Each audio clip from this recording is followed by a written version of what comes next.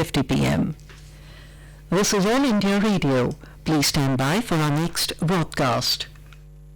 This is All India Radio. You will now hear comments from the press. The Asian Age in its editorial title, A Welcome Judgment by Britain's Highest Court, says, in handing down a stiff rebuke to Prime Minister Boris Johnson, Britain's Supreme Court has asserted itself in an extraordinary fashion. The judiciary, not known to intervene in political disputes in a country where powers are delicately balanced and bound to an unwritten constitution, has stuck its neck out and ruling that the suspension of Parliament was unlawful. Such an effort to save Britain from a populist leader bent upon going ahead with a hard Brexit with reckless abandon should be lauded. The court said the case wasn't directly about Brexit, but about a PM's abuse of power and wrongly advising the Queen to prorogue Parliament for over a month to give elected representatives of the people less time to intervene in his plans for his country and how he will decide how Brexit would go. The ruling was about the balance of powers and the restoration of the rights of Parliament in a democracy. The executive headed by the PM was being held to account. The startling dimensions of this ruling are best understood if seen in the context of democratic practices being hijacked by a PM determined on Brexit and willing to ignore the views of legislators. The judgment can be interpreted as judicial overreach in the UK, even activism in a country whose courts have never sat in judgment on politicians and politics. It is its sheer boldness that takes one's breath away. This precedent should trigger the belief worldwide that courts should step in, even so moto if they feel any of the principal pillars of civil society is getting carried away and arrogating to itself absolute powers. What Boris Johnson did in leading the apolitical monarch into such misadventure was akin to imposing a state of emergency so that his plans could prevail, come what may. Business Standard, in its editorial title, The Balancing Act, says, a two-member bench of the Supreme Court on Tuesday asked the centre to frame rules for the moderation of social media and to file an affidavit detailing the same within 3 weeks. The observation was in connection with the transfer of various cases pertaining to the linking of Aadhaar with social media accounts.